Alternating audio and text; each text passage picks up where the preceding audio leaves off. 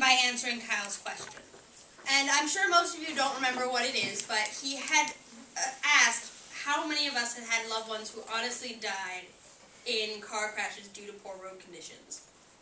I have. My aunt, 8 years ago, was driving along a road. It was icy. There were potholes all over the road, and these pockets of ice had formed. And while she was crossing a bridge, her car tires skidded out from under her, started to plane, and she went off the road and was killed. Now, I know that my experience is a rare one, considering the vast number of people who have not had loved ones die in car crashes, but that does not devalue the experiences of people who have lost loved ones. And when the negative asserted that the media is warping our view of infrastructure, how much attention really is spent on infrastructure?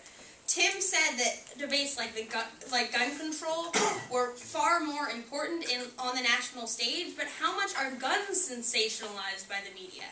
How much is our view warped of these bigger topics that get more attention?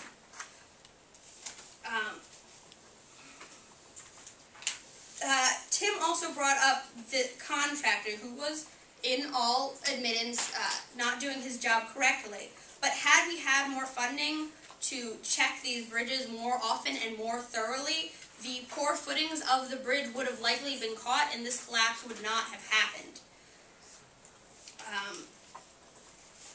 And yes, some bridge collapses and road issues are the result of human error, but people make mistakes. We just have to do everything in our power to make an accident less likely by adding turn signals and wider shoulders and road cushions. And the collision that hypothetical Kyle caused was not counted in the 1/3 of people killed on highways due to poor road conditions.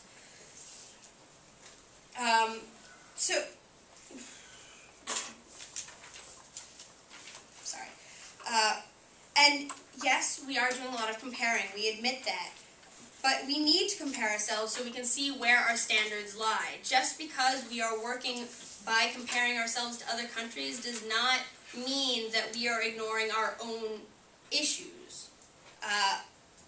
When we look at countries like, not just the United Arab Emirates, who are well off, but countries like Malaysia and Bahrain, who are far lower economically standard than we are, spending more money on infrastructure and doing better.